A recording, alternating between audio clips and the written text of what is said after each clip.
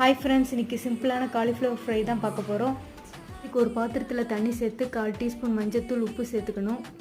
Cut பண்ணி வச்சுருந்த cauliflower சேர்த்து 5 நிமிஷம் கொதி வந்ததும் வடிகட்டி எடுத்து வச்சிடணும். கடாயில் கொஞ்சமாக எண்ணெய் சேர்த்திட்டு பொடியாக நறுக்கின ஒரு பெரிய வெங்காயம், கூடவே கருவேப்பிலை இலைகள் சேர்த்திக்கலாம். வெங்காயம் நல்லா பொன்னிறமானதும் 2 மீடியம் சைஸ் தக்காளி, 1 டேபிள் ஸ்பூன் இஞ்சி பூண்டு பேஸ்ட் சேர்த்திக்கணும். தக்காளி நல்லா மசிஞ்சதும் 1/2 டீஸ்பூன் மஞ்சத்தூள், 1 டீஸ்பூன் மிளகாய்த்தூள், 1 டீஸ்பூன் மல்லித்தூள், 1/2 டீஸ்பூன் கரம் மசாலா, 1/2 டீஸ்பூன் ஜீரகத்தூள், 1/2 டீஸ்பூன் சோம்புத்தூள், தேவையான அளவு உப்பு சேர்த்திக்கணும். கொஞ்சமாக தண்ணி சேர்த்து நம்ம சேர்த்த மசாலாவோட பச்சை வாசனை போகிறதுக்காக ஒரு 5 நிமிஷம் வேக விட்டுறணும். இந்த மாதிரி கொஞ்சம் நல்லா எண்ணெய் பிரிஞ்சு வந்ததும் நம்ம காலிஃப்ளவர் சேர்த்திக்கலாம். கொஞ்சமாக தண்ணி சேர்த்து ஒரு 10 நிமிஷம் வேக விட்டுறலாம். கடைசியாக மல்லியில் தூவி இறக்கிடலாம். இது சப்பாத்தி, ரைஸ்னு எல்லாத்துக்கூடையும் செம்ம காம்பினேஷனாக இருக்கும்.